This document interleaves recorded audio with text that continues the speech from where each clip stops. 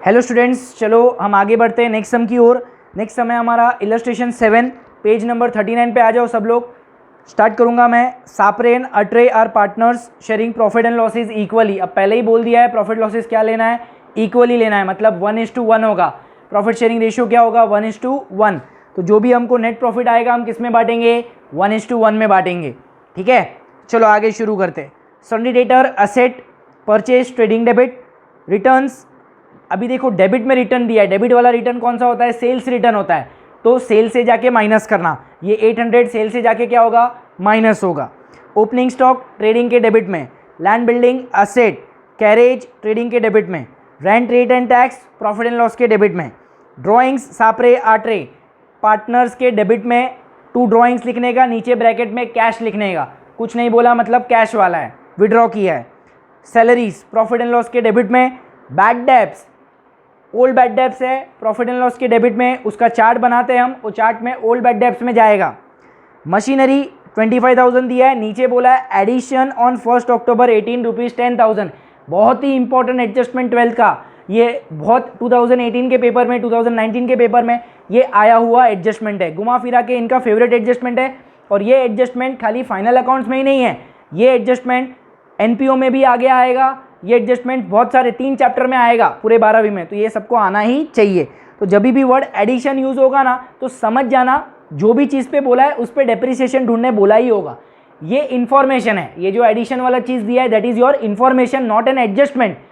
पर ये इन्फॉर्मेशन किसके लिए काम आता है, डेप्रिसिएशन ढूंढने को काम आता है। किसके लिए काम आता है, डेप्रिसिएशन ढूंढने को काम आता है। तो जब जब ये दिया होगा कोई भी असेट के नीचे, तो समझ जाना वो असेट पे तुमको क्या ढूंढने बोला होगा, डेप्रिसिएशन फाइंड करने बोला होगा। तो पीछे जब एडजस्टमेंट में आएगा तब हम ये देखते हैं। फर्स्ट ऑफ ऑल ये क्या है, इंफॉर्मेशन है, ये याद रखना। एडवर्टाइजमेंट प्रॉफिट एंड लॉस के डेबिट में।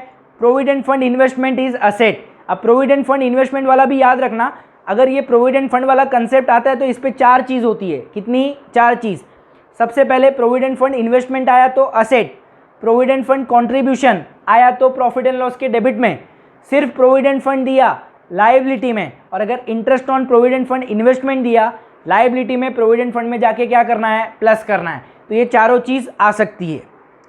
सेल्स ट्रेडिंग के क्रेडिट में, सन्ड्री क्रेडिटर्स लाइबिलिटी में, sundry income profit and loss के क्रेडिट में, कैपिटल सापरे और आट्रे का बाय बैलेंस ब्रॉट डाउन होगा, by balance brought down, partners capital के क्रेडिट में by balance brought down, provident fund liability.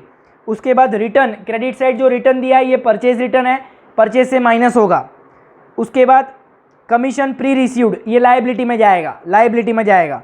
RDD old RDD table में old RDD में जाएगा ये। अब हम पीछे एडजस्टमेंट पे चलते हैं। Closing stock is valued at 23,000। 2 effect क्या होगा, एक तो ट्रेडिंग अकाउंट के क्रेडिट में और दूसरा बैलेंस शीट के असेट में। ट्रेडिंग के क्रेडिट में, बैलेंस शीट के असेट में। डेप्रिसिएट लैंड बिल्डिंग और मशीनरी। अब लैंड बिल्डिंग पे 5% बोला है, मशीनरी पे 10% बोला है, तो फिर 5% हम कैलकुलेट करेंगे 500 आएगा और मशीनरी पे 10% 2000 आएगा। दोनों असेट से माइनस करना, जिसमें बोला है माइनस करना, और दूसरा इफेक्ट किधर डालना, प्रॉफिट एंड लॉस के डेबिट में डालना। दूसरा इफेक्ट किधर जाएगा, प्रॉफिट एंड लॉस के डेबिट में जाएगा। Next, provision for bad and doubtful debts 5% बोला है, और सन्डी डेटर्स पे हमको बैड डेब्ट्स कितना बोला है, 1000 बोला है। तो मैंने बताया था डेटर्स करते वक्त सीक्वेंस में जाना है, तो हमको एडजस्टमेंट नंबर 4 जो तुम देखोगे अनरिकॉर्डेड सेल्स दिया है, बैड डेब्ट्स दिया है और न्यू आरडीडी दिया है। तो पहले हम एडजस्टमेंट नंबर 4 करेंगे, क्योंकि 4 वाला क्या है, अनरिकॉर्डेड सेल्स है। नो एंट्री और सोल्ड बोला है, मतलब कौन सा होगा, unrecorded sales. Add to sales, add to debtors. तो पहले हम एडजस्टमेंट नंबर 4 करेंगे, unrecorded sales, add to sales, add to debtors. फिर हम एडजस्टमेंट नंबर 3 पे जाएंगे, जो कि हमारा न्यू बैड डेब्ट्स और न्यू आरडीडी है। तो फिर हम बैड डेब्ट्स माइनस करेंगे, फिर जो अमाउंट आएगा उस पर हम आरडीडी कैलकुलेट करेंगे, और फिर कैलकुलेट करने के बाद बैड डेब्ट्स आरडीडी का दूसरा इफेक्ट प्रॉफिट एंड लॉस के डेबिट में उसके टेबल में डालेंगे। तो याद रखना सब लोग, डेटर्स पे जो मैंने सीक्वेंस बताया था वो सीक्वेंस वाइज जाना है। सबसे पहला क्या आएगा, अनरिकॉर्डेड सेल्स, फिर बिल्स रिसीवेबल डिसऑनर, ये सब में नहीं दिया है छोड़ दो। फिर क्या आएगा, बैड डेब्ट्स दिया है तो वो माइनस करो, फिर इनर कॉलम में लिखो जो अमाउंट आता है उस पर आरडीडी फाइंड करो, माइनस करो, और फिर आउटर कॉलम में जाएगा। और बैड डेब्ट्स आरडीडी का दूसरा effect new bad debts, new RDD, profit and loss के डेबिट में उसके चार्ट में न्यू बैड डेब्ट्स और न्यू आरडीडी के जगह पर जाएगा। तो इससे हमारा adjustment number 3, adjustment number 4 complete. Adjustment number 5, outstanding carriage 500 दिया है, एड और लाइबिलिटी होगा, एड और लाइबिलिटी होगा। Goods worth 8000 were purchase and included in closing stock but not recorded. अब नॉट रिकॉर्डेड और परचेज मतलब अनरिकॉर्डेड परचेज, परचेज में जाके प्लस करना और क्रेडिटर में जाके भी प्लस करना, add to purchase, add to creditor. तो इससे हमारा ये इलस्ट्रेशन भी कंप्लीट हुआ। आई होप सबको समझा होगा।